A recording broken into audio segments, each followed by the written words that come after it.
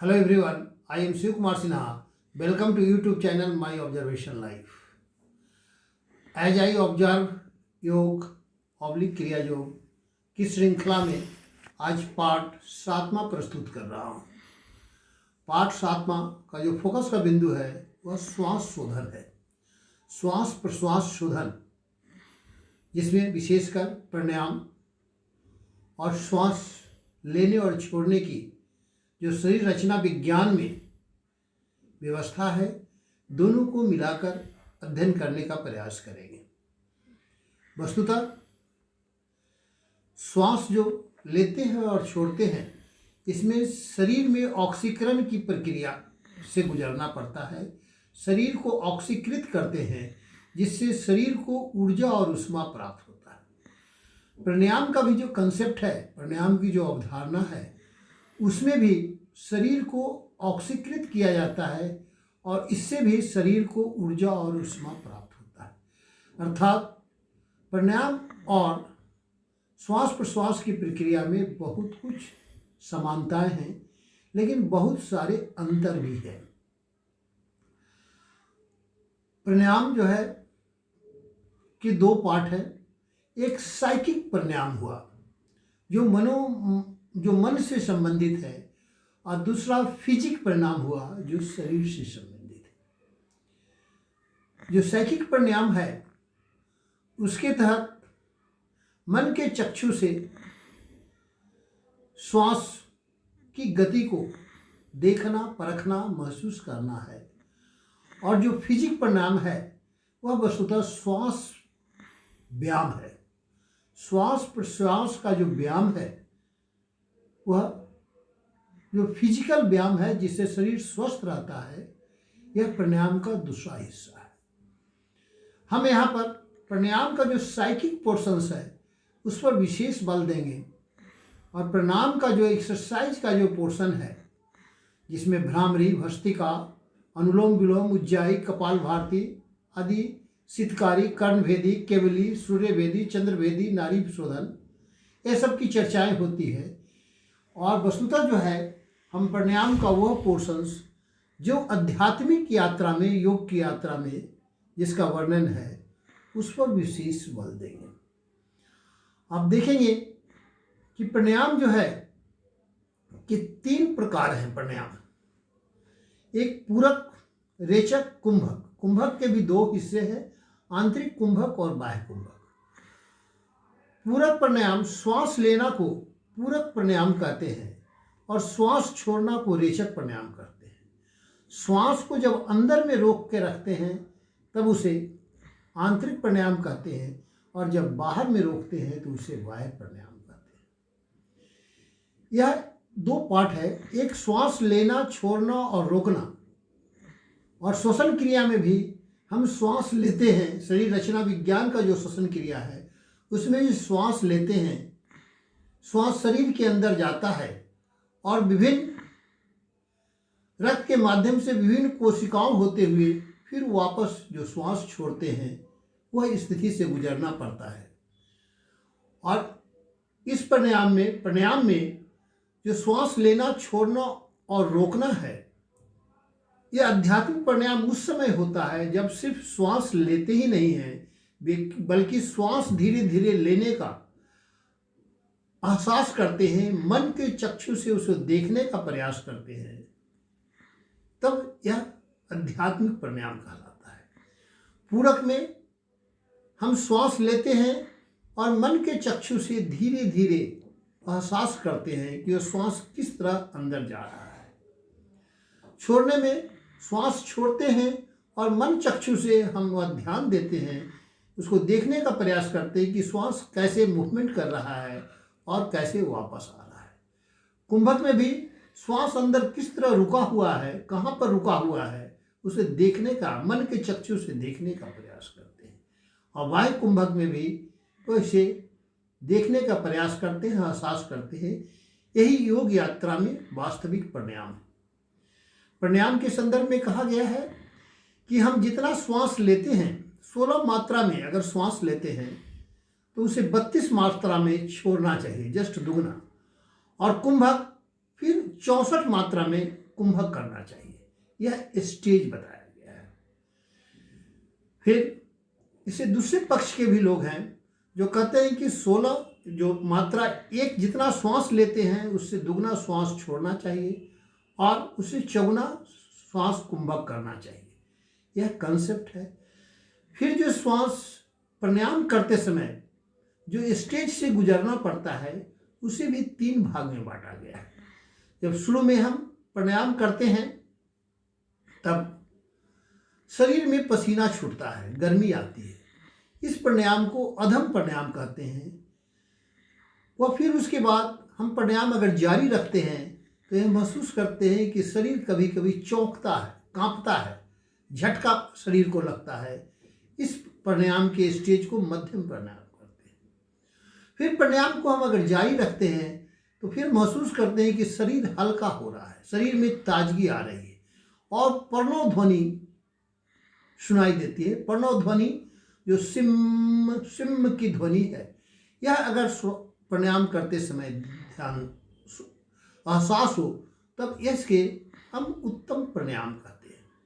यह प्राणायाम का पूरक, रेचक, कुंभक और जो है अधम, मध्यम और उत्तम, यह प्राणायाम की स्थिति है।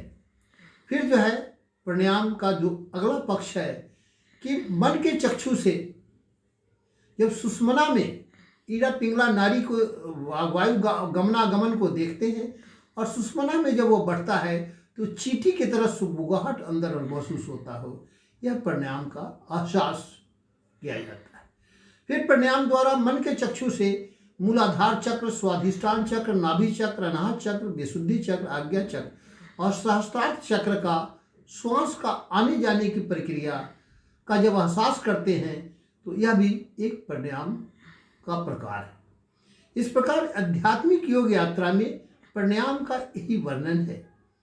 फिर जो है इसके अलावा जो व्यायाम नुमा प्राणायाम है जिसमें भ्रामरी, भस्त्रिका, अनुलोम विलोम, उज्जाई या कपालभाति आता है, यह सामान्य प्राणायाम है। इसका मूल उद्देश्य शरीर को स्वस्थ रखना है, आध्यात्मिक क्रिया में, आध्यात्मिक प्राणायाम में सहयोग करना है। यह सहायक प्राणायाम है जिससे मात्र शरीर स्वस्थ होता है। फिर प्राणायाम के क्रम में हमारे महर्षियों ने जो वर्णन किया है कि प्राणायाम के क्रम में जो वायु है शरीर के अंदर जाता है वह 5 प्रकार का है: प्राण, अपान, उदान, समान और व्यान। और इसके उप प्राण वायु की भी चर्चा की गई है जिसे नाग, कुर्म, देवदत्त, कृंकल और धनंजय है। श्वास व्यायाम और प्राणायाम में बेसिक अंतर आप स्पष्ट हो गया होगा। श्वास जब ग्रहण करते हैं उसे प्राण कहते हैं और इसका उप प्राण वायु नाग हो गया। श्वास जब त्यागते हैं तो उसे अपान वायु कहते हैं। यह जो अपान वायु श्वास को छोड़ना, मल के द्वारा श्वास गैस का निकलना, मूत्र के द्वारा, कफ के द्वारा, विसर्जन के द्वारा या परसों के समय जो प्रेशर होता है हवा का, वह जो है जो हवा निकलता है उसे अपान वायु कहते हैं और इसका उप प्राण वायु कूर्म कहलाता है। शरीर को भीतर रोककर जो एक्सचेंज होता है कार्बन डाइऑक्साइड और ऑक्सीजन के मात्रा आदि का, वह जो है उदान, समान और व्यान वायु कहलाता है।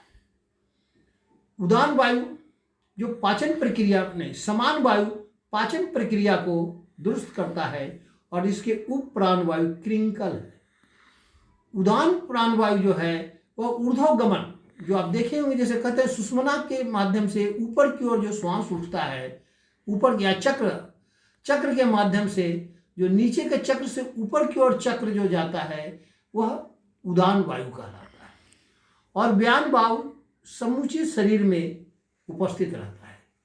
समान वायु का उप प्राण वायु कृंकल है, उदान का देवदत्त है और व्यान का धनंजय है।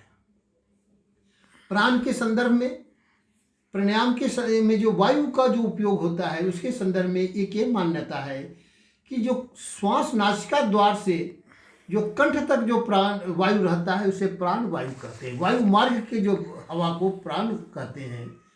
नाभि से नीचे पैर तक की जो स्थिति को अपान कहते हैं। नाभि से हृदय तक जो वायु रहता है उसे समान कहते हैं। और कंठ से सिर तक का जो ऊपर का है उसे उदान कहते हैं, और समूचे शरीर में है जो व्यान है। इसके ऊप प्राण वायु देवदत्त, जो हम छींकने से जो वायु निकलता है उसे देवदत्त उप प्राण वायु कहते हैं। पलक झपकने में जो हवा का एहसास होता है उसे नाग उप प्राण वायु कहते हैं। जम्भाई जो लेते समय जो हवा निकलता है उसे क्रिंकल उप प्राण वायु कहते हैं।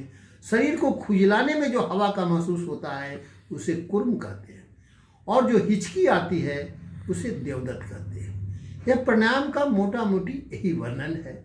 अब यह श्वसन प्रक्रिया में इसकी तुलना करके हम देखेंगे और सही प्राणायाम का मार्ग अपनाने का प्रयास करेंगे।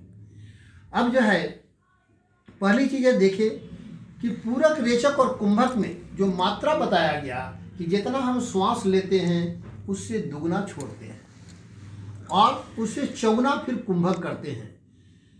इस तथ्य को शरीर रचना विज्ञान में जब हम देखते हैं तो हम देखते हैं कि टाइडल वॉल्यूम होता है, श्वास नली का एक कैपेसिटी होता है, उसके एक वॉल्यूम है, उतना से ज़्यादा वह श्वास एक बार में नहीं जा सकता है। चाहे हम भ्रामरी, भस्त्रिका, अनुलोम विलोम से कितना हो जोर लगाए, लेकिन वह टाइडल वॉल्यूम जो है वह टाइडल वॉल्यूम जो है 500 ml का है। हमारी श्वास नली का जो कैपेसिटी है हवा को अंदर लाने और ले जाने का वह 500 ml का है। फिर लंग्स का जब कैपेसिटी का जब हम शरीर रचना विज्ञान में देखते हैं तो वह 600 ml कैपेसिटी है लंग्स में हवा रहने का। इस प्रकार हम जितना भी कोशिश करें, जितना भी प्राणायाम करें, कस कस करके सांस लेने की बात करते हैं, वह इस टाइडल वॉल्यूम और लंग्स की कैपेसिटी से ज़्यादा हवा अंदर ना आ सकता है न जा सकता है। ये साइंटिफिकली प्रूफ है। अब भले इसकी प्रक्रिया जो व्यायाम वाला प्राणायाम है उसमें अलग अलग ढंग से की गई है, लेकिन जो वैज्ञानिक दृष्टि से तथ्य है वह तथ्य है, इससे इनकार नहीं किया जा सकता। फिर जो प्राणायाम का जो जोर देकर प्राणायाम करते हैं, इस संदर्भ में कहना है कि जब ऑक्सीजन का अध्ययन किया गया तो शरीर मानव जो ऑक्सीजन ग्रहण करता है, अगर वह स्वस्थ रहता है उस समय जो उसको ऑक्सीजन दिया जाता है, या ऑक्सीजन मास्क और वेंटिलेटर दो शब्द जो है आया, मनुष्य जब वह स्वस्थ रहता है, जब सांस वह धीमे धीमे ले पाता है, पूरा ऑक्सीजन अंदर नहीं जाता है, तो ऑक्सीजन मास्क उसके शरीर नाक के सामने जब रख देते हैं तो हम ये पाते हैं कि वह जो है लंग्स स्वयं जो है ऑक्सीजन खींच लेता है। यह जो है ऑक्सीजन मास्क रखने की स्थिति आती है। या किसी पहाड़ वगैरह पर जब यात्रा करते हैं जहाँ ऑक्सीजन कम रहती है तो ऑक्सीजन मास्क लगाते हैं, वो स्वतः सांस ले लेता है। वेंटिलेटर वह अवस्था है जब फेफड़ा श्वास को खींच नहीं पाता है, अस्वस्थ हो जाता है, उसकी क्षमता नहीं रह जाती है, तो मशीन से जब सीधे भेजा जाता है तो उस अवस्था को वेंटिलेटर कहते हैं। हमारे कुछ प्राणायाम में जो बहुत शक्ति लगाकर सांस खींचा जाता है, छोड़ा जाता है, उसकी प्रकृति वेंटिलेटर की प्रकृति की होती है।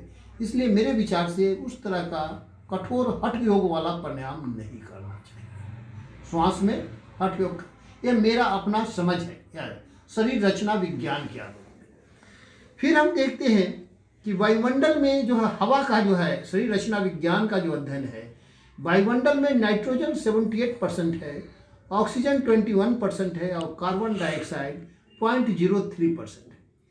इसी वायुमंडल के इसी हवा को हम लेते हैं, लेकिन जब सांस छोड़ते हैं तब हम देखते हैं कि सांस छोड़े हुए जो हवा है उसका अध्ययन करते हैं तो हम 78% जो नाइट्रोजन लिए थे वह यथावत 78% जो है नाइट्रोजन हम हवा में वापस कर देते हैं। लेकिन ऑक्सीजन हम 21% लिए थे और वापस जो सांस छोड़ा गया उसमें वह 17% ही हम ऑक्सीजन छोड़े, अर्थात 4% ऑक्सीजन शरीर के अंदर कंज्यूम हो गया।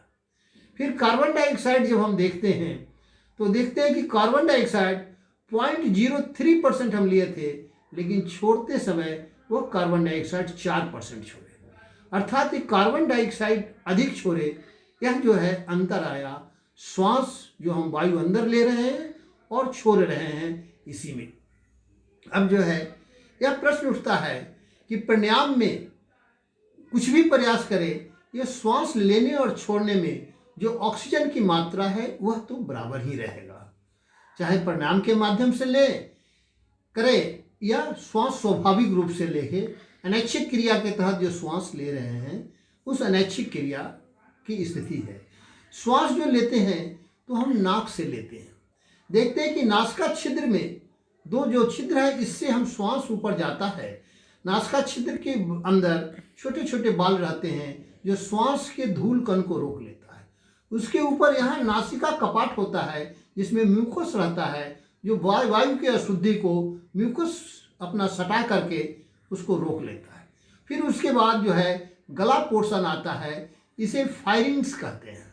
यह फायरिंग्स में जो है एक जो नासिका कपाट के ऊपर फायरिंग्स होता है, फायरिंग्स के नीचे गला के नीचे एक लैरिंग्स होता है, इसे स्वरंध्र कहते हैं।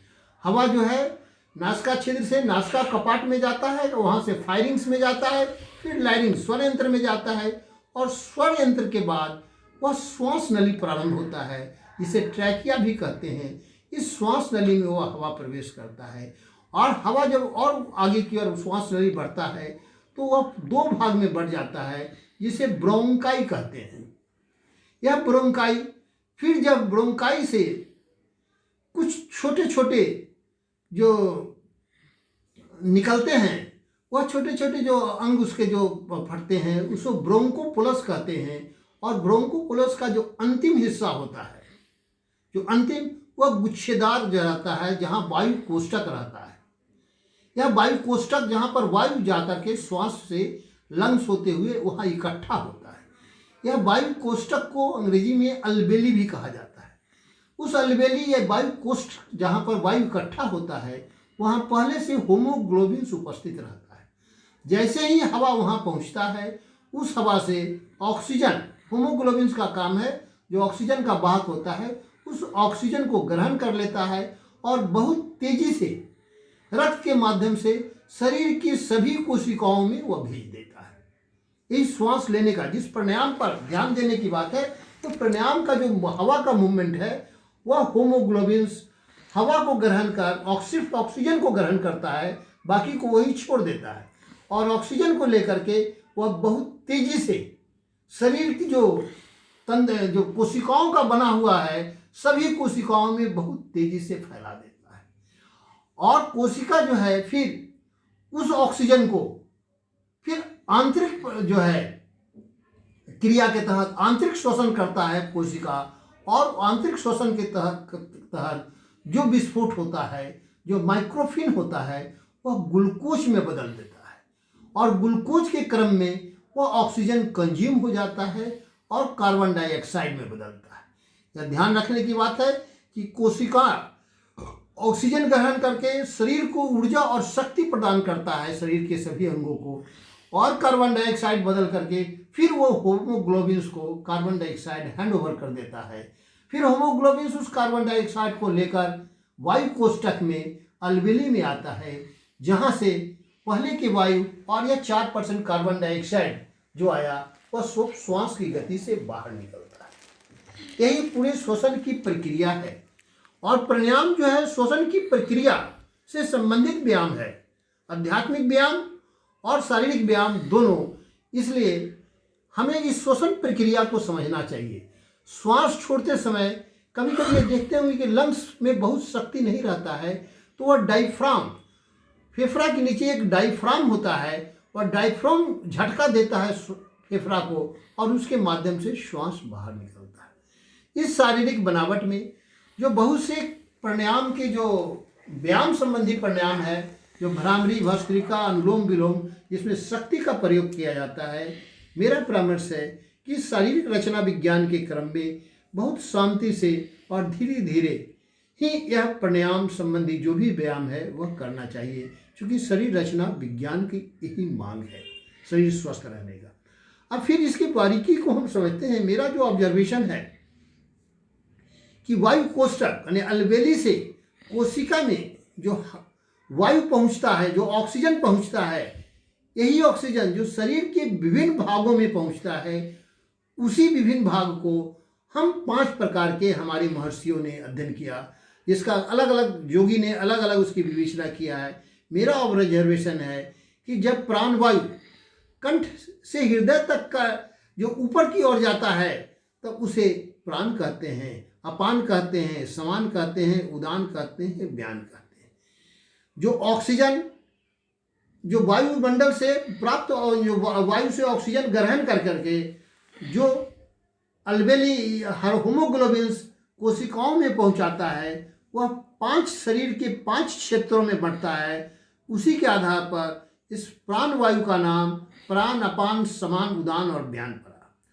और फिर उसी के जो वापस जब वह कार्बन डाइऑक्साइड वापस करता है कोशिका, वह जो है ग्लूकोज पैदा करने के बाद कार्बन डाइऑक्साइड वापस करता है, इसे उप प्राणवायु कहा है। मेरा जो ऑब्जर्वेशन है कि 5 प्रकार के प्राणवायु और 5 प्रकार के उप प्राणवायु की जो चर्चा है वह जो है अल्वेली मानी वायु कोष्ठक से कोशिका में पहुंचने वाले, शरीर के विभिन्न क्षेत्रों के कोशिका में पहुंचने वाले यह 5 प्राणवायु है। और जो वापस कोशिका द्वारा किया जाता है और पुनः अल्वेली में आता है वही उप प्राणवायु है। प्राणायाम का यही मूल डिस्क्रिप्शन है, यही है। फिर जो है अब प्रश्न जो यह चर्चा होती है कि हम जम्भाई लेते हैं, हिचकी आती है, छींकना होता है, यह बिल्कुल एक शारीरिक प्रक्रिया है। आप जो देखे होंगे कि वायु नली से जो यह हमारा जो नासिका छिद्र, नासिका कपाट, फायरिंग्स, लायरिंग्स होते हुए श्वास नली ट्रैकिया में जाता है। यह श्वास नली और मुंह से जो हम भोजन करते हैं दोनों एक ही नली है। जब ब्रोंकी नली की ओर आगे बढ़ता है श्वास नली, उसके ऊपर एक आहार नली निकलता है जो भोजन जिसके माध्यम से जाता है। यही जो है आहार नली और श्वास नली के बीच के स्थान, आहार का काम है जो भोजन करते हैं उसका काम है आहार नली में जाना, और जो श्वास लेते हैं उसका काम है श्वास नली से ब्रोंको में जाना, ब्रोंकाई में जाना। अगर किसी कारणवश यह जो श्वास नली का जो ब्रोंकाई एरिया है वहाँ पर आहार का कुछ कण किसी कारण से पहुँच जाता है तो हमें छींक आती है और वह वायु जो है बाहर की ओर निकालने की कोशिश करता है और झटका दे करके बाहर निकालता है। अगर किसी तरह से आहार का कुछ कण अगर वायु नली के किसी दरवाजे पर सट जाता है तो वह बार बार वह झटका देकर हिचकी आता है। सब बॉडी वैसी प्रतिक्रिया करते हैं और हिचकी आकर के उसे साफ करने का प्रयास किया जाता है। फिर हम उसे पानी उनी पी करके साफ करते हैं। तो हिचकी का, जम्भाई का, इसका वैज्ञानिक कारण उस श्वास नली और आहार नली के बीच का कारण है। और यह जो आध्यात्मिक जो बातें हैं प्राणायाम में जो वर्णन किया गया है, ठीक है, यह भी एक ठीक है ब्रेन को सूचना। फिर दूसरा ऑब्जर्वेशंस यह है, प्राणायाम करते समय प्रायः देखा जा रहा है आजकल के नौ जनरेशन के बच्चों में कि वह मोबाइल देखते रहते हैं और खाना खाते हैं। उनका दिमाग कहीं ना कहीं जो सेंट्रल नर्वस सिस्टम है वह मोबाइल पर केंद्रित रहा है। उस समय खाना खाने में जो दिमाग को यह सारा सिस्टम, नर्वस सिस्टम कंट्रोल करता है, किसी कारणवश जो अनैच्छिक क्रिया जो स्वाभाविक रूप से आहार नली में आहार जाना और श्वास नली में श्वास ना आना है और यह ब्रेन से कंट्रोल हो रहा है।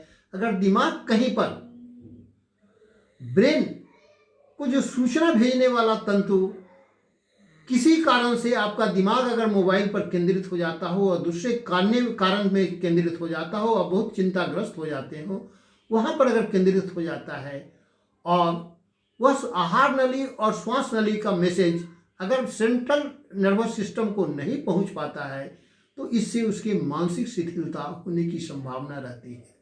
इसलिए बच्चों को खाते समय दूसरे कार्य नहीं करने की बात करनी चाहिए और खाते समय प्राणायाम संबंधी कोई भी अवधारणा श्वास लेने की नहीं। इसलिए हमेशा खाना खाने के बाद कुछ देर के बाद ही प्राणायाम की प्रक्रिया अपनानी चाहिए।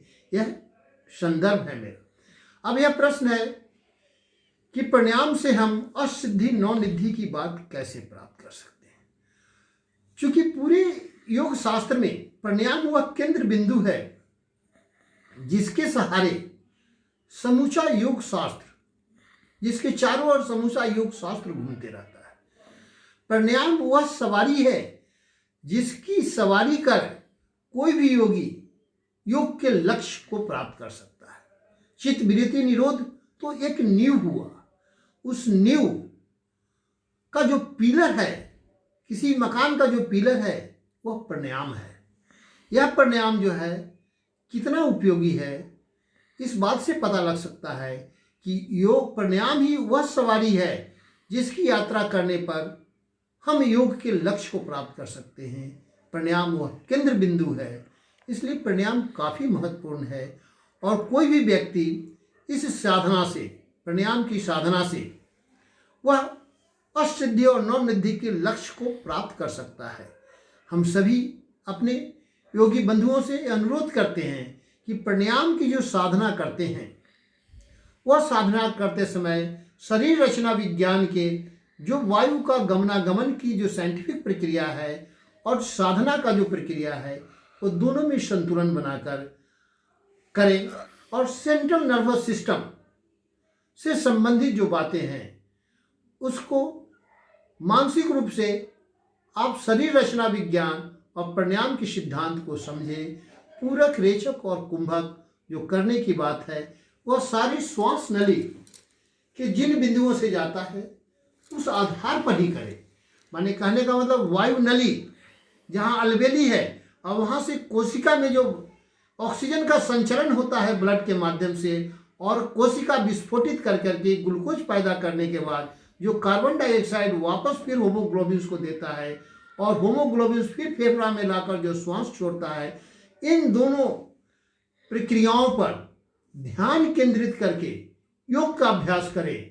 और यही अभ्यास जो है से आपकी वास्तविक योग यात्रा होगी। अनुलोम विलोम या अन्य जो एक्सरसाइज है भ्रामरी अवस्थिका, यह मात्र सहायक क्रिया है, यह प्राणायाम का मूल क्रिया नहीं है। फिर जो है आपका जो है यात्रा जो है, जिस यात्रा का वर्णन करते हैं कि सुषुम्ना बाही यात्रा या चक्र की यात्रा, यह जो है वस्तुतः एक जो है एक सिस्टम है जो सेंट्रल नर्वस सिस्टम का मेकअप, मेंटल मेकअप है, उसके माध्यम से वह चक्र की यात्रा करते हैं। वह चक्र की यात्रा वस्तुतः डक्टलेस ग्लैंड की यात्रा है, डक्टलेट ग्लैंड से हार्मोन सिक्रेशंस की यात्रा है। वह सुषुम्ना बाही की जो यात्रा है एक अवधारणा है जो सेंट्रल नर्वस सिस्टम से को सूचना भेजने और सूचना वापस करने का है। आपका वास्तविक प्राणायाम इस श्वसन प्रणाली के सहारे, श्वसन प्रणाली के तथ्य के सहारे, विशेषकर फिर हम जोड़ देते हैं कि श्वास नली जो ब्रोंकाइस के जो अलवेली है वायु कोष्ठक से कोशिका में जो ऑक्सीजन का वहन होता है और ऑक्सीजन फिर वापस आकर करके फिर जो है अलवेली से वापस श्वास छोड़ते हैं। इन्हीं बिंदुओं पर आप कंसंट्रेट करें, ध्यान केंद्रित करें और ध्यान केंद्रित कर आप प्राणायाम की साधना करें। आपकी सफलताएं निश्चित रूप से बहुत जल्दी होगी। और एक गृहस्थ जीवन जीने वाले योगी के लिए यही प्राणायाम का केंद्र बिंदु होना चाहिए। बाकी प्रक्रिया अनुलोम, बाकी जो है वह चाहे सुषुम्ना बाही हो या चक्र शोधन है, यह एक प्राचीन समय की एक अवधारणात्मक प्रक्रिया है, वो भी सही है क्योंकि जो भी चक्र है और डक्टलेस ग्लैंड से संबंधित है। जो सुषुम्ना बाही जो भी यात्रा प्राणायाम की है, मन के चक्षु से देखने की बात है, वह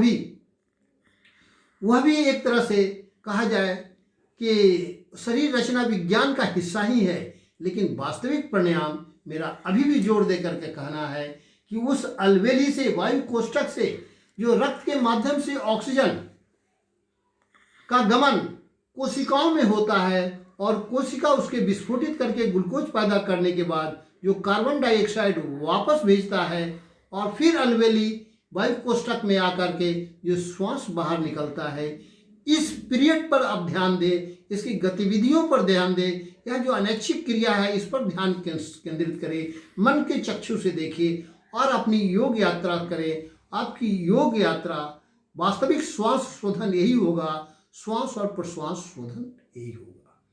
आप स्पष्ट हो गया कि प्राणायाम जो है व्यायाम, साधारण व्यायाम और साधना में अंतर है। प्राणायाम का दो पोर्शंस है, एक व्यायाम का पोर्शन है, एक साधना का पोर्शन है। साधना का पोर्शन साइकिक है और व्यायाम का पोर्शन फिजिकल है। भ्रामरी, भस्त्रिका, अनुलोम विलोम, यह फिजिकल व्यायाम है और यह शरीर स्वस्थ रखने का है और आध्यात्मिक व्यायाम में सहायक क्रिया है। मूल क्रिया प्राणायाम का नहीं है। मूल क्रिया पूरक, रेचक और कुंभक है और यह कुंभक वह श्वास नली से जो हवा लेते हैं और वायु कोष्ठक में जो हवा आता है वहाँ वायु कोष्ठक के अलवेली से जो होमोग्लोबिन्स ऑक्सीजन को कोशिकाओं में पहुंचाता है और कोशिका उसको ग्लूकोज में बदल करके जो कार्बन डाइऑक्साइड पुनः वापस कर जो वायु कोष्ठक के माध्यम से श्वास छोड़ता है। यहीं पर ध्यान केंद्रित करके योग साधना करना ही वास्तविक प्राणायाम की सफलता है। यह मेरा अनुभव जनित है। शरीर रचना विज्ञान और वास्तविक प्राणायाम के बीच का रास्ता है। आप इसे अपनाएं, अपना के देख सकते हैं, आजमा सकते हैं और इस सिद्धांत प्राणायाम करके योग यात्रा में सफलता प्राप्त कर सकते हैं। और मेरा आज भी मानना है कि चित्त वृत्ति निरोध से जो प्राणायाम शुरू होता है और जो असिद्धि नवनिधि है ऊपर से जो यात्रा है उसका स्टेप बाय यात्रा करें, आपको निश्चित रूप से सफलता मिलेगी। अगर यह मेरा विश्लेषण आपको अच्छा लगता है तो इसे आजमा कर देख सकते हैं, प्रयोग करके देख सकते हैं। इसमें कहीं कोई दिग्भ्रमित होने की जरूरत नहीं है। बिल्कुल साइंटिफिक है योग यात्रा के लिए और गृहस्थ जीवन जीने वालों के लिए बिल्कुल साइंटिफिक है। ये सारी तथ्यों को संक्षेप में मैंने रख दिया है और यह संक्षेप में आप इसे परखे, जाने और योग यात्रा प्रारंभ करें। निश्चित रूप से आपको सफलता मिलेगी। अगर यह मेरा विश्लेषण आपको अच्छा लगता है तो इसे लाइक करें, शेयर करें, सब्सक्राइब करें।